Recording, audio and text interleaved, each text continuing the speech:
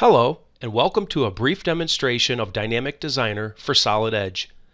Over the next 6 minutes, we'll show how to take a solid edge assembly design and create a functioning dynamic model of a jack mechanism, where we can analyze forces and input requirements. There are two main objectives for this demonstration. The first, to determine the input torque to raise a given load, in other words, the mechanical advantage of the system.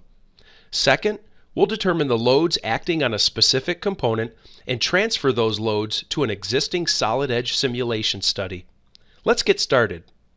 We'll start Dynamic Designer by selecting the motion icon under the Environs ribbon.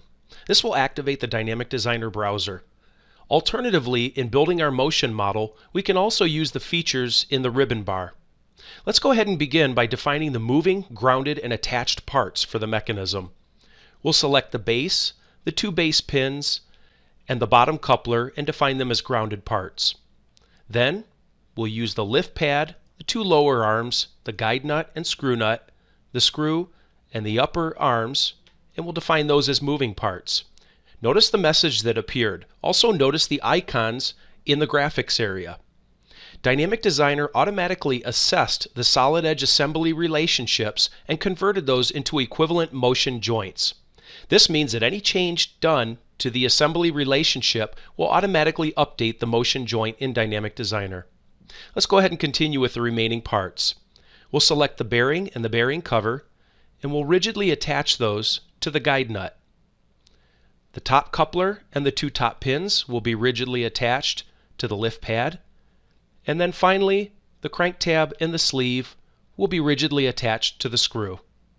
Next, we'll run a simulation by selecting the simulation icon to allow gravity to act on the mechanism. We can click, hold, and drag the playback slider to review the results. Now you can see we are still lacking some of the important constraints, which we'll now go ahead and add. We'll select the simulation button again to delete the results and allow us to be back in edit mode for the model. There are 4 features we still need to define to complete the motion model. The first, a screw joint. Second, a contact or collision between the ratcheting gear teeth. Third, a motion on the screw. And fourth, a force acting on the top. To add the screw joint, we'll first remove the standard joint that was created from the assembly relationship. Next, we'll use Dynamic Designer to add a screw joint between the screw and the screw nut. We'll give it a location and a direction. We'll leave the default screw pitch at 0.2 inches per revolution. Next, we'll define the contacting gear teeth pair between the upper arms and the lower arms.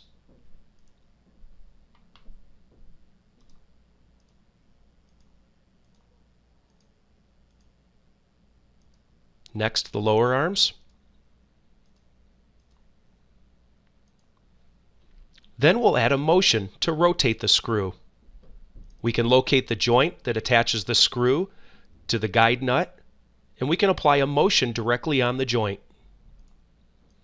We'll assign 720 degrees per second or 2 revolutions per second, and negative will reverse our direction so the jack is moving upward.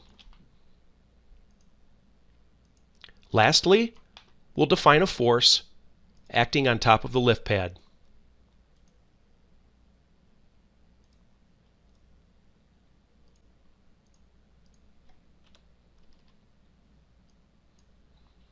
Now we're ready to run our simulation. We'll go into our simulation parameters and we'll set the duration of the simulation and the number of frames. Now we'll select the Simulate button to run the simulation. The simulation took approximately 30 seconds to complete. We can now click, hold, and drag the playback slider to review the final results. Now the first objective of the simulation was to determine the amount of torque required to turn this screw and raise the load. We can plot the torque requirement necessary to do that. The second objective was to determine the loads acting on this arm and then transfer those loads to a solid edge simulation study. We can start by adding resultant force graphics. These help us visualize the directions of the loads. We can see the red forces, which are the normal force reactions, and we can see the yellow moments. We can also plot in graphical form each one of these features. Here we can determine which load case might be the worst condition we wish to analyze in FEA. Once we find that load case condition, we can simply right-click on the upper arm name under the Solid Edge Simulation node and add loads. This has automatically added the loads onto that part for our Solid Edge simulation. If we close Motion and we enter Solid Edge Simulation, we can see all the loads that were applied automatically to this part.